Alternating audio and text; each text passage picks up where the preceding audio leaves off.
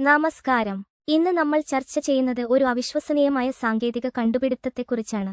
വെള്ളത്തിൽ തീ. 93% വെള്ളവും 7% എത്തനോളും ചേർന്ന മിശ്രിതം ഉപയോഗിച്ച് കത്തുന്ന ഒരു പാചക സ്റ്റോവ്.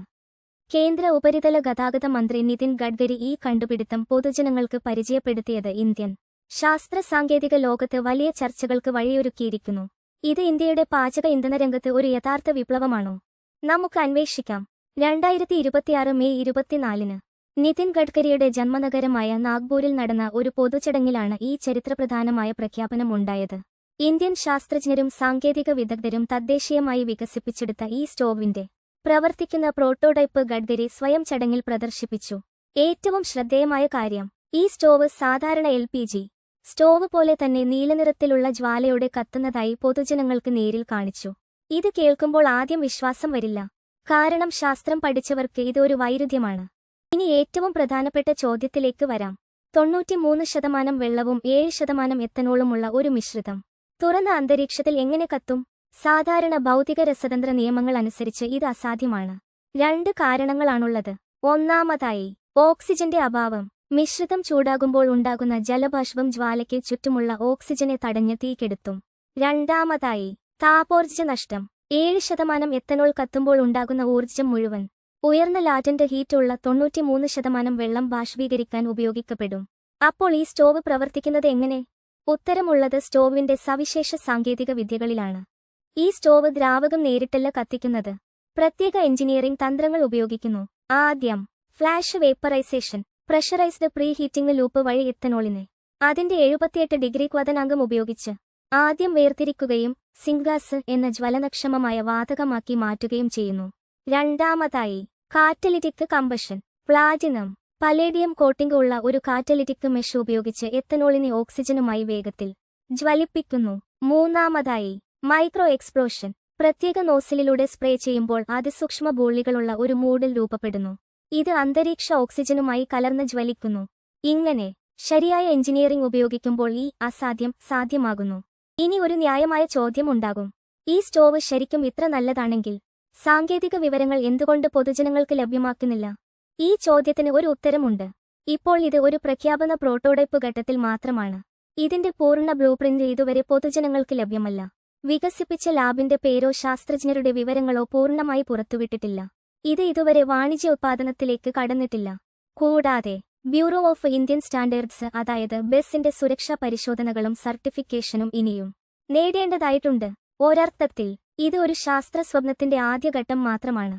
ഈ കണ്ടുപിടുത്തം ശ്രദ്ധ ആകർഷിക്കുന്ന ഒരു പ്രധാന കാരണം അതിന്റെ ചിലവ് കുറഞ്ഞ സ്വഭാവമാണ്. നിതിൻ ഗഡ്കരി അവകാശപ്പെടുന്നത് ഇത് നിലവിലെ LPGയേക്കാൾ വളരെ വില കുറഞ്ഞ ഇന്ധനമാകുമെന്നാണ്. അതിന് കാരണങ്ങളുണ്ട്. 1.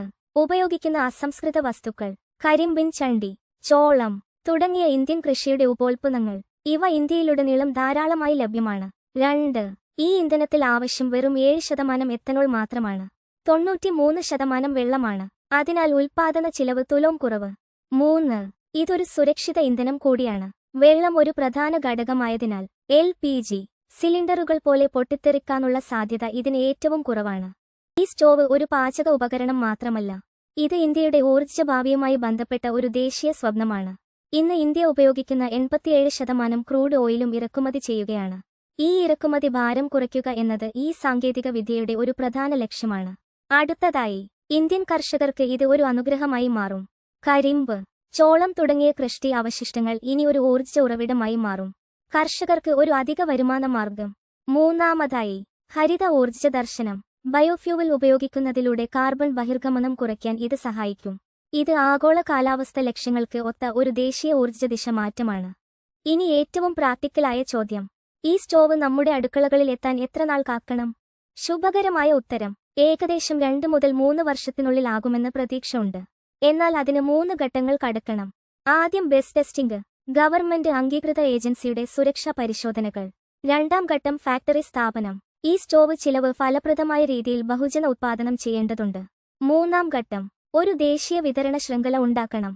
ഈ ഇന്ധന മിശ്രിതം ഇന്ത്യയിലെ ഓരോ വീട്ടിലേക്കും എത്തിക്കാൻ ഓരോ ഘട്ടവും വിജയകരമായി പൂർത്തിയാകണം. അതിനുശേഷം മാത്രമേ ഈ സ്റ്റോവ് വിപണിയിൽ ലഭ്യമാകൂ. ഈ സ്റ്റോവ് ഒരു യാഥാർത്ഥ്യമായാൽ ആ ഫലങ്ങൾ വളരെ ദൂരവ്യാപകമായിരിക്കും. ആദ്യം, ഇന്ത്യൻ ഗവൺമെന്റ് ഇന്ന് ഏകദേശം 20,000 കോടി രൂപ LPG സബ്സിഡിക്ക് ചിലവഴിക്കുന്നു. ഈ ഭാരം ഗണ്യമായി കുറയ്ക്കാൻ ഈ സ്റ്റോവ് സഹായിക്കും. 2. ഗ്രാമീണ ഇന്ത്യയിൽ എത്തനോൾ ഉത്പാദന കേന്ദ്രങ്ങൾ സ്ഥാപിക്കുന്നതിലൂടെ ലക്ഷക്കണക്കിന് പേർക്ക് തൊഴിൽ ലഭിക്കും. ഇത് ഇന്ത്യൻ ഊർജ്ജ സ്വാതന്ത്ര്യ ലക്ഷ്യത്തിലേക്കുള്ള ഒരു ചരിത്ര ചുവടുവെപ്പ് ആകും. എന്നാൽ ഇതിന് വഴിമുടക്കുന്ന വെല്ലുവിളികളുമുണ്ട്. ബസ് സുരക്ഷ സർട്ടിഫിക്കേഷൻ ലഭിക്കൽ ഒരു ദീർഘപ്രക്രിയയാണ്. ഇന്ത്യ മൊത്തം ഈ ഇന്ധന മിശ്രിതം വിതരണം ചെയ്യാൻ ഒരു ബ്രാൻഡ് ന്യൂ ലോജിസ്റ്റിക് ശൃംഖല ആവശ്യമാണ്. കൂടാതെ പ്രോട്ടോടൈപ്പ് ഘട്ടത്തിൽ നിന്ന് വൻതോതിലുള്ള വ്യാവസായിക ഉത്പാദനത്തിലേക്ക് മാറ്റം ലഘുവല്ല. ഒടുവിൽ ഒരു ചുരുക്കം. ഈ പ്രഖ്യാപനം ഒരു ചരിത്ര നിമിഷമാണ്. 7% എത്തനോൾ, 93% വെള്ളം. ഈ ലളിതമായ ഫോർമുല ഇന്ത്യൻ ഊർജ്ജ ചരിത്രം മാറ്റിയെഴുതാൻ ശ്രമിക്കുന്നു. 2 മുതൽ 3 വർഷം. ഇത് ഇന്ത്യൻ അടുക്കളകളിൽ എത്താനാകേണ്ട സമയം. 87%. ഇന്ന് ഇന്ത്യ ഇറക്കുമതി ചെയ്യുന്ന ക്രൂഡ് ഓയിൽ.